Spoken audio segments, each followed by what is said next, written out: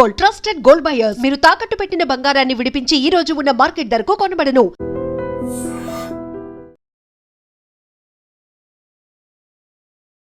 COVID-19 ఈ మాట వింటేనే మళ్ళా వారం 10 రోజుల నుంచి కూడా భయపడిపోయే పరిస్థితి వచ్చింది.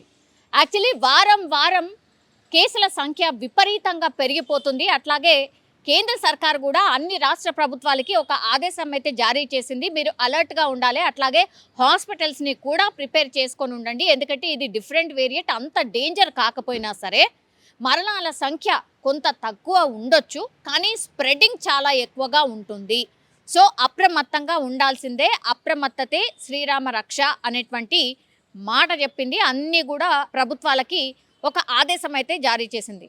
అన్నిటికీ ప్రిపేర్ అయి ఉండండి అనేసి మాత్రం ఒక ప్రిపేర్డ్ అలర్ట్ అయితే మన రాష్ట్ర సర్కార్లకు అందినటువంటి పరిస్థితి. ఇప్పుడు దేశవ్యాప్తంగా మొన్నటి వరకు ఓవరాల్గా చూస్తే 257 కేసులు మాత్రమే ఉండే 2-3 రోజుల క్రితం. ఇప్పుడు మీరు చూడండి, భారీ వర్షాలు పడుతున్నాయి. అసలు అత్యంత దారుణమైన పరిస్థితి ఉంది.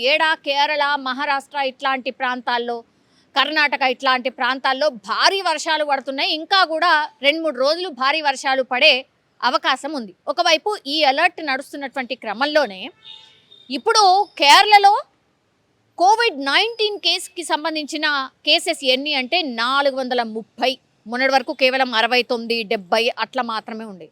ఇప్పుడు ఏకంగా ఎన్ని టైమ్స్ ఎక్కువైందో మీరు ఊహించుకోండి. 430 కేసులకు ఇప్పుడు కేరళ చేరింది.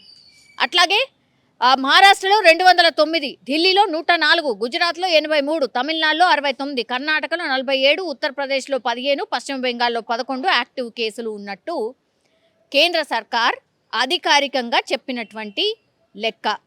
ఇప్పుడు కరోనా కేసులు 2 తెలుగు రాష్ట్రాల్లో కూడా కొంత పెరిగినటువంటి పరిస్థితి మనకు తెలుసు. అంటే కేవలం సింగిల్ సంఖ్యలో మాత్రమే ఉన్నాయి, అంటే 3, 4 ఇట్లా మాత్రమే ఉన్నాయి. అటు ఏపీ తీసుకోండి, ఇటు తెలంగాణలో కూడా చూసుకోండి. మరణాలు ఇప్పటి వరకు రిపోర్ట్ అయిన ఎంత అంటే 7 మాత్రమే కరోనా సోకి చనిపోయినట్టు కేంద్ర సర్కార్ అయితే అనౌన్స్ చేసినటువంటి పరిస్థితి కనిపిస్తోంది. అయితే ఇప్పుడు కరోనా వల్లనే చనిపోయినరా? ఇప్పుడు 7 ఎవరైతే చనిపోయినరో కరోనా వల్లే చనిపోయినరా, లేకపోతే ఇంకేమైనా కారణాలు ఉన్నాయా అనేది కూడా వాళ్ళ మీద ఇన్వెస్టిగేషన్ అయితే నడుస్తున్నటువంటి పరిస్థితి. ఇప్పుడు అతిపెద్ద చర్చ ఏంటంటే మన దేశంలో కేసులు పెరుగుతున్నాయి, కానీ మరణాల సంఖ్య చాలా చాలా తక్కువగా ఉంది. అది ఒకటి పక్కన పెడితే, ఇప్పుడు అమెరికాలో గత వారం రోజుల క్రిందట కోవిడ్ కేసుల సంఖ్య పెరగడమే కాకుండా మరణాల సంఖ్య చాలా ఎక్కువగా ఉంది. వారంలో అమెరికాలో చనిపోయిన వాళ్ళ సంఖ్య ఎంత అంటే 350. సరే, గతంలో కరోనా సోకినప్పుడు యాక్చువల్లీ దీనికంటే చాలా ఎక్కువ ఉండే, మరణాల సంఖ్య చాలా చాలా ఎక్కువ ఉండే. కానీ ఇప్పుడు తక్కువ ఉన్నప్పటికీ వారం రోజుల్లో అమెరికాలో కోవిడ్ సోకి చనిపోయిన వాళ్ళ సంఖ్య 350.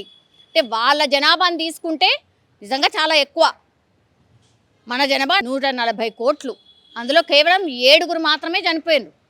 కానీ వేరాజ్ అమెరికా కేవలం 10 కోట్లు వేసుకోండి వాళ్ళ జనాభా, చనిపోయిన వాళ్ళ సంఖ్య కేవలం వారం రోజుల్లో 350 మంది. ఇది ఇప్పుడు ఈ మహమ్మారి మళ్ళీ వచ్చిందా? అమెరికా మీద పంజా విసురుతోందా? అమెరికా మళ్ళీ కోవిడ్-19 డిజాస్టర్ని చూడబోతోందా? బికాస్ వారం రోజుల్లో 350 అంటే ఇంకో వారంలో మరి అది రెట్టింపు అవుతుంది అని అంచనా వేస్తున్నారు అక్కడ ఉన్నటువంటి ఆరోగ్య శాఖ. ఇది అఫీషియల్గా వాళ్ళే చెప్పినటువంటి లెక్క. మనకు తెలుసు, అధికారికంగా చెప్పినటువంటి లెక్క కంటే కొంత ఎక్కువగానే మరణించి ఉండొచ్చు, కానీ ప్రజలు భయపడతారని ఆ సంఖ్యని కొంచెం తక్కువ చేసి చెప్పిండొచ్చు. మేబీ 500 ఒక 600 అయ్యి ఉంటారేమో మేబీ. కేవలం వారం రోజుల్లో కోవిడ్-19 బారిన పడి 350 మంది అమెరికాలో చనిపోయినరు. ఇప్పుడు ఈ రిపోర్ట్ బయటకు వచ్చిన తర్వాత అమెరికన్లు భయపడిపోతున్న పరిస్థితి. ఎగైన్ మళ్ళా కోవిడ్-19 వచ్చిందా? ఈ వేరియంట్ ఎగైన్ అంత డేంజరస్ ఉండబోతోందా?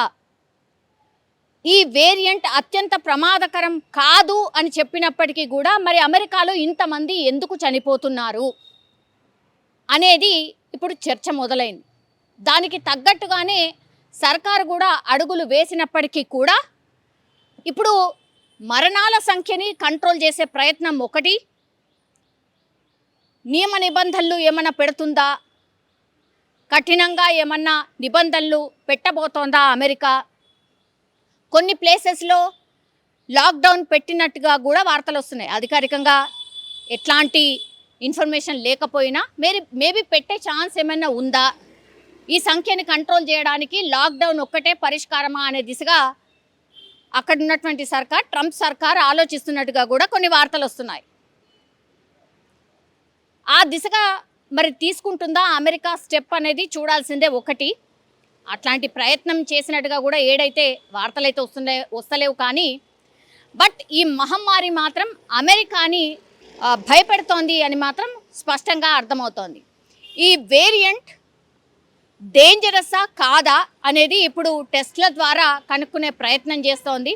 అట్లాగే ఇది సోకకుండా ఏం చేయాలి, ఏం స్టెప్స్ తీసుకోవాలి అన్న ఆలోచన అమెరికా చేస్తున్నట్టుగా కూడా చెప్తున్నారు. అట్లాగే WHOకి ఈ ఇన్ఫర్మేషన్ కూడా పంపించారు. కాబట్టి ఈ వేరియంట్ ఎట్లాంటిది ఏంటి, శాస్త్రవేత్తలు ఏం చెప్తున్నారు, డాక్టర్స్ తీసుకోవాల్సిన స్టెప్స్ ఏంటి, మళ్ళీ ఇంకోసారి వ్యాక్సిన్ అవసరం పడుతుందా, ఇట్లాంటి అన్ని ఆలోచనలు కూడా అమెరికా చేస్తున్నటువంటిది అనేది కూడా పెద్ద ఎత్తున వార్తలు అయితే వస్తున్న పరిస్థితి కనిపిస్తోంది. చూడాలి. మరణాల సంఖ్య మాత్రం చాలా ఎక్కువగానే ఉన్నట్టు లెక్క.